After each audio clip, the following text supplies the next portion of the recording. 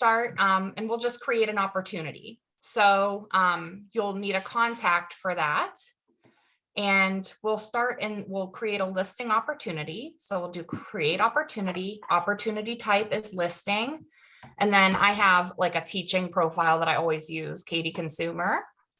And you can name this the address. So you could say 123 Main Street listing, whatever you want to do there.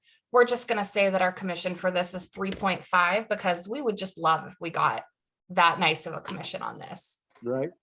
It's always good.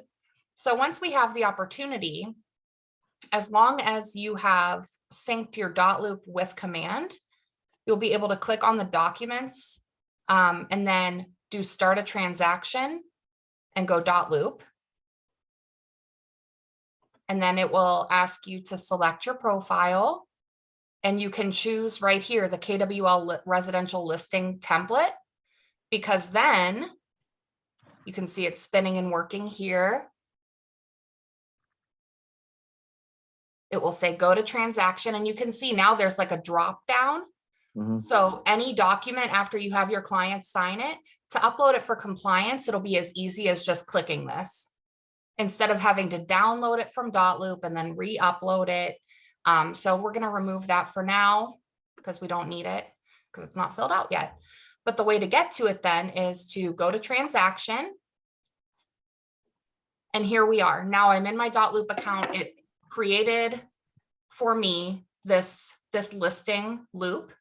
And the other great part of it is that it automatically fills in your client's information down here. So that way you don't even have to add emails and things twice. You can do it literally just by adding a contact in command, and then it's already there for you to assign the signatures in loop.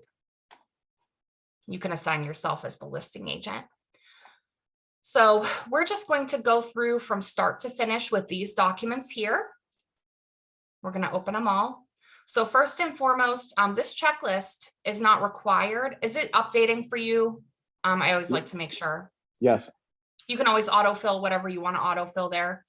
But this is not a required piece. It's just a helpful guide to kind of show you what is required and when. So these are the things that are always required for compliance, no matter what. And then for a listing, and then these are just other conditional items that might be required. So first and foremost, we know we always have the consumer guide. That's with every client anyway. So this is the big one. This is the exclusive right to sell agreement. This is our actual listing agreement. So the way that you fill this in, you'll put in your seller's name here. So I'm just going to put Kady Consumer because that's who we were using. We're going to say that they're the owner having the lawful right or power for the following property. And we are able to market it and everything through our DBA of Keller Williams Living for sale on the price and terms outlined below. So our property address is 123 Main Street. We'll say that that is Solon, Ohio. We don't currently have a text box on this form of the listing agreement for a parcel number, but it's always a good idea to just, you can put it in here. So we'll say it's 111111, whatever. You can put it in there just so that you have that on record as well. So we'll say that the listing price is, we're just going to go easy and we're going to say 100,000 beginning on. So this would be the first day that you want it to be active in the MLS. So this could be different than the day that you're actually having them sign it. So let's just say that we're having them sign the document today, but they don't want to list it until the 20th. So then you would say that the listing period begins on the 20th of May, and we're going to do, I mean, you can do whatever listing period you want. I always try for 6 months at least. In this market, you don't really need that. But then if you have any issues where it falls off the market and comes back on or anything like that, you're protected. So we'll go ahead and say through November 21st then. So, but you normally go 6 months, correct? I typically do a 6-month listing. For commercial listings and things like that, I know that they sometimes go longer. And if the market shifts in a way that listings are sitting longer, you might go a year. But typically, especially in this market, 6 months has been enough. Okay. 3 months is probably more than enough, but Sure. again, just to protect yourself from having to redo the listing agreement, you know, you don't want them to have any reason to be like, well, you told me it would be sold in that period of time, so why do you need to re-sign this listing agreement? So it's Sure. better to under promise and over deliver on the date, because then if they're like, oh, you said that you needed 6 months to sell it and you sell it after a month, they're going to think that you're the best. So Absolutely. always under promise and over deliver. All Okay. right. Exclusive right to sell and compensation. See it anybody else? No. In consideration of broker's agreement to work to secure a buyer for the property, the seller grants the broker the sole and exclusive right to sell the property. The seller shall refer the broker all real estate licensees or prospects who may contact the seller directly during this period or any extension of it, and promptly notify the broker in writing with all information related to such inquiries. So this protects you from your seller just having someone walk up to the door and cutting you out of the sale if it's listed. In the event of sale or exchange of the property at the price and terms stated, or other such price and terms may be acceptable to the seller, this is where you put your commission. So if we were getting 3.5% and we're going to offer the same to the co-broke, we would put well, you type in the word here, 7%, and then you want to put the number there, 7% of the full purchase price or exchange price, and $200, that's our additional commission. So, you know, if you were on a team or something and it were a different amount, then you would have that changed there, or a minimum fee. So a lot of times, especially if the property is in a lower price range, it's good to give yourself a minimum fee. You know, what it can be whatever you're comfortable working for. I typically, you know, if I do that, I say like 3,000 or 3,500, something like that. But again, this is all commission is just completely individualized. There's no set amount that's the right thing to do. So let me ask you, what if it was a property, let's just say, we'll go with 50,000. What type of commission would you, just from your personal experience, what would you typically ask for in a situation like that? So for me, that is definitely somewhere I would do a flat fee instead of a percentage. Just because you have to be able to pay the co-broke out of that as well.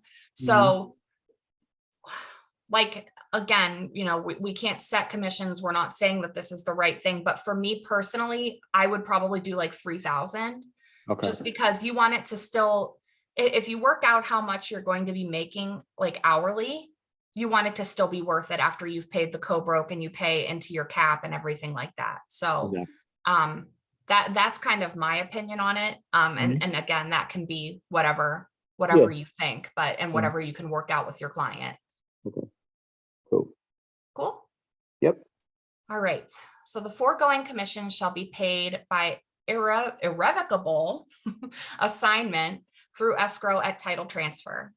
In the event of any sale or exchange of the property within 6 months after the expiration date of the exclusive period or any extension of it, the seller will pay the commission if the buyer had contact with the broker or cooperating agent about the purchase of the property during that time that you had it listed, or if the seller knew of that contact. The seller is not obligated to pay the commission to you if they enter a listing agreement with another real estate brokerage in that period of 6 months after.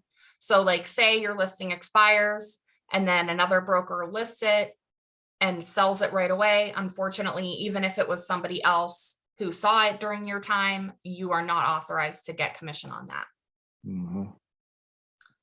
Okay, cooperation. The broker shall extend an offer of compensation for cooperation in the amount of, so here's where you would put whatever you're offering. So I would say that I was going to split that 50-50. So I would be offering 3.5% to buyer's agents who are affiliated with broker and buyer's agents who are members of the multiple listing service. So that's regardless of it's someone in our office or someone else who's at a different brokerage. Authorization to market. This whole paragraph just says that the seller is granting us the exclusive right to publish and grant to others the right to publish descriptive information, print, video, audio, photographic, and electronic descriptions. And the broker will enter the property into the MLS, subject to the MLS rules and regulations. The seller will authorize the broker to take or have taken at its expense interior, exterior, and or drone photographs with and to have such photographs digitized, reproduced, published, broadcast, disseminated, et cetera, et cetera. So all of this basically just means, hey, you're allowed to market my property by whatever means you choose to use. And that they release us and anyone else in our brokerage from any and all liability from or related to access and showings and the use, distribution, publication, or display of property information, and that we can put a for sale sign in the yard, a lockbox on the property, and they will provide reasonable access to the property, and that they will authorize third parties such as inspectors or appraisers to access the property by lockbox with their advance consent. So that's important because this is in our listing agreement now. It wasn't before. And the important thing is with the seller's advance consent. And I would recommend getting that in email form in writing. So even if you call them, have a conversation with them, say, hey, is it okay if the buyer's inspector comes in just to place the radon monitor? That's a super common time that they would want to do that. So as long as they're okay with it, just say, hey, can you shoot me an email telling me that you authorize the inspector to enter the property on this date at this time? Okay, so you do that with each, any time that you have a situation where you need a inspector to go into a property, you will have the seller shoot you that email? Yes. So like if it's something where it's an investment property or something like that, where there's a contractor that's going to be in and out consistently, you could probably have them just write you an email that says, I authorize blah, blah, blah to enter the property throughout the listing period to complete the work that is needed to be done. Okay. Yeah. Right. Okay. I'm assuming that's why you're asking that, because that would be a real pain. Yes. Yeah. Okay. But if it's just like a traditional like seller and a purchaser buying it, and they're just going through the traditional process of an inspection, things like that, the appraiser, same thing. You just want to have that in writing that they are okay with that person accessing the property by lockbox. And I would recommend changing that code each and every time someone else gets it.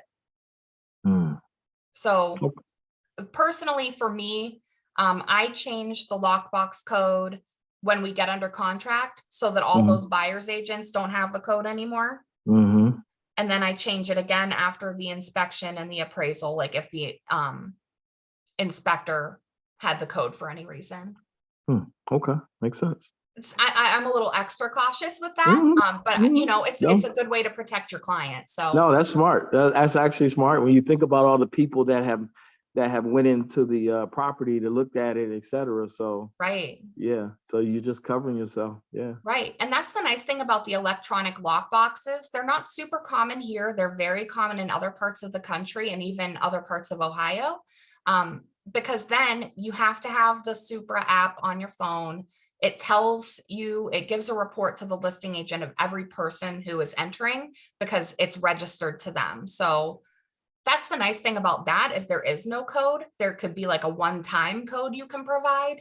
But it's just kind of nice to have that. But again, they're not super common around here. And so it ends up being a little bit of a headache sometimes just because everybody's like, why are you using that newfangled lockbox? So, but everybody needs to get with the times to get up. Yes. So, well, and I mean, they're kind of expensive too. So that's kind of a barrier. They're like $100 each for those lockboxes. So it's a little tough to get people on board, but anyway, just a little side convo there. Okay. So then fair housing, this is the same paragraph that's in literally every contract forever and ever, just that we never discriminate based on any of the protected classes. So that's always the same pretty much. Seller disclosures. So the seller understands that the broker is relying on the seller to provide information that will be used to publicly advertise And the seller will access and review the MLS listing information to confirm accuracy and immediately notify the broker in writing of any errors or omissions. So honestly, I send a PDF of the listing when it's still in incoming status in the MLS. I send that to the seller by email and say, hey, can you please approve this? Let me know if you see anything that needs to be changed. Just because then you're doing a double check before you even advertise it, that everything is as correct as you can possibly be sure of. Mm-hmm. The seller will accurately complete the Ohio residential property disclosure form without assistance from broker or listing agents designated below, and will promptly notify and provide listing agent with written disclosure of any other material defects, conditions, or changes in the property's condition, which are or may become known to the seller, including without limitation, inspection reports, building department and health and safety notices. So that's our lovely point of sale inspections that we love. So most important thing in that section is just never, ever help them. They have to do it completely on their own, because you don't want anybody to think that you had anything to do with disclosing something, especially if it becomes incorrect information. Mm-hmm. The seller will complete the EPA lead-based paint disclosure and addendum if the property was built before 1978, and will disclose any notices from the local sheriff's office pursuant to the Ohio sex offender notification law. And the seller will acknowledge that they may be liable to a buyer if known latent defects are not disclosed. In the event of any claims or causes of action alleging the seller's failure to accurately, completely, and/or timely disclose, the seller shall indemnify and hold the broker and its agents and employees harmless from anything that would come from that. So if somebody sues, like they are not blaming you for that. The seller warrants that there are no encroachments, pending lawsuits, foreclosures, divorce actions, assessments, et cetera, that would prevent them from providing clear title, except for, and here's where you could put, like if they're going through like probate, like that needs to be completed first. Probate in process. So like if it's something where they're putting it on and they're still going through that could prevent it from happening quickly. So that's just something that, you would want to go through anything that could cause that to happen and see where they are on that. Mm-hmm. The seller has received and read broker's consumer guide to agency relationships. Confidentiality, the seller will designate which information is confidential unless disclosure is required by law. So that would be material defects in the property. The seller will provide written notice to the broker and listing agent of information that the seller wishes to be kept confidential. Okay, this is a newer section for our purchase agreement when it was redone in September, I believe. So this is where you'll lay out the seller does or does not have surveillance equipment on the property. It prohibits a seller from using electronic, mechanical, or any other device to listen, record, or otherwise acquire content of oral communication. So they can have video cameras, but if they have audio, we need to disclose that. So if that's the case, make sure that they check that there. And then I would disclose that in the showing instructions and showing time, and also in the broker remarks in the MLS if they have audio recording. Okay. Because otherwise you would have to get consent from every party who enters the house that they understand they're being recorded. And it says right here, that's impractical to be able to obtain that consent. And so that audio function needs to be disabled. So excluded features, this would be anything affixed to the property. So if they're like, I just love the dining room chandelier and the primary bedroom curtains, they're sentimental, whatever the reason may be. And our freezer in the basement is also not staying. That's where you would put any of those items. For limited home warranty, they either elect or don't elect to do this. And if they use ours that we're affiliated with, it's America's Preferred Home Warranty. That's generally, if you get the base price one to offer with the listing, it's $425. They have other add-ons and things of that nature for the seller's protection. So whether you elect this or not, we still need to have that application in the file that either accepts it or waives it, just in order to make sure that they will cover a portion of our errors and omissions insurance if anything happens throughout the transaction. So that's the reason for that. And then it does disclose that we receive that $50 if a warranty is provided. Point of sale inspections, here's where this discusses that the seller should arrange for them at the seller's expense and provide the listing agent with complete results or the compliance certificate and deposit the same into escrow before title transfer at the time of the sale. So they have to provide that information to the title company, basically. Security, insurance, and maintenance. The seller is responsible for the property and its contents, the utilities, the property and contents insurance, and general maintenance during the time of the agreement. If it's vacant or unoccupied, they agree to winterize the property during cold weather and ensure that the temperature is properly set.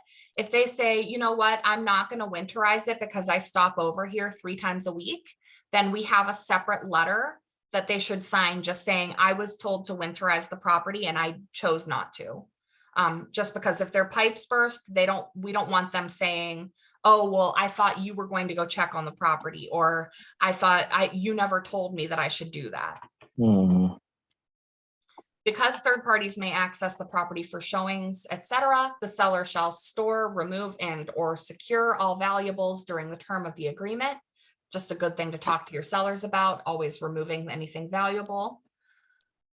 Seller hereby releases broker and its agents from any and all claims, injuries, damages, and causes of action relating to or arising from the foregoing exclusive obligations of the seller. Electronic data security. This takes the place of our wire fraud addendum that we had. Just an important thing to talk about so that they don't wire money to an incorrect party, and just like reminds them that they should talk to us or to the title company if they receive instructions that seem different or strange. And then just that it's a binding agreement. So that's pretty much boilerplate there. There's no other warranties or agreements between them, express or implied. Facsimile and electronic signatures are binding. Independent professionals, they'll retain them. So that's it there. Then they sign, put their email addresses and stuff there. Make sure that you sign here. So here's that property disclosure form that they'll fill out.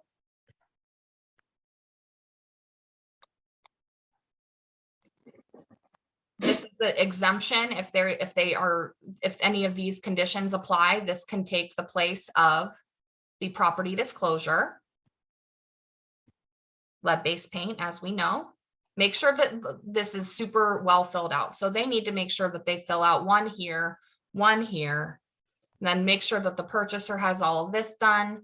And then you initial here that you informed them that they need to be compliant with this. You'll sign there, have them sign there. Here's this America's Preferred invoice. So this is where you would either have them sign here to accept and say that they were offering the warranty for $425. They could do that seller preferred upgrade if they wanted. Or if they say, I'm not offering a home warranty with the property, we'll cross that bridge when we come to it. If a buyer asks for it, then you would just have them sign this waiver here. If they are doing it, this data collection form, you don't have to fill it out here. It's just there as a reminder so that you remember to do it on the website. You can do it this way, but it is easier, and you can send it to this email, but it is easier just to order the warranty on the site and then complete the data collection there. Now, this document here, the COVID-19 showing addendum, it's no longer required. However, I do think that it covers a lot of important questions to go over with your seller. So I still recommend using it just because it does help you to have some answers in advance, especially things like, so like these, do they want an open house? Do they not want an open house? Do they want physical showings Do they authorize, this is the one that is most important down here, because every time a buyer wants to do a virtual tour, so if you have an out-of-town buyer or something like that, you're supposed to have written permission from the seller for them to take video or do like live streaming tours or Skype, FaceTime, Zoom, etc. You're supposed to have written permission for that every time. So if you have this from the seller, you can upload this in the supplements and the MLS, and then those buyers agents know that they're authorized to take video and do what they need to do. Okay. Or right here, it lays out that they are not okay with that. So again, this is not required. I just think it's a really good form, just to answer some additional questions. Our affiliated business arrangement disclosure with Ohio Real Title. Even if Ohio Real Title is not being used, we are supposed to disclose that relationship to our clients. Okay. So when you take a listing, just have the seller sign it. Then when it gets under contract, if Ohio Real Title is being used, the buyer should sign that. So I would recommend uploading it to the MLS if you're planning on definitely using Ohio Real Title. If they are not being used, then only the party you represent needs to sign it. So that applies for purchases as well. Wait a minute. Say that. Wait a minute. Say that one more time. Okay. If they're using Ohio Real Title, then both parties need to sign. Gotcha. But if they're not being used, then only the party that you represent needs to sign it. Gotcha. Okay. Makes sense. And then for a listing, the agency disclosure is only here. You don't need to fill it out at the time of listing. It's included in the loop though for teams and people who, work in a pair or something like that. So for instance, you and Janice, if you're both representing the seller or you're both working on a transaction together and you would be like aware of details of the transaction, then technically both of your names should go here. And same with buyers. Yes.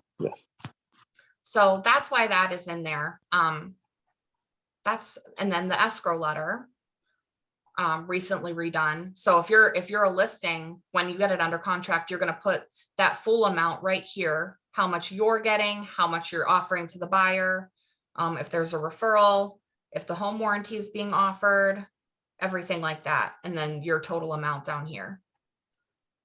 Any questions about any of those forms? No. Cool. No. Listings, I think a listing paperwork is a lot easier than the buyer paperwork, honestly. One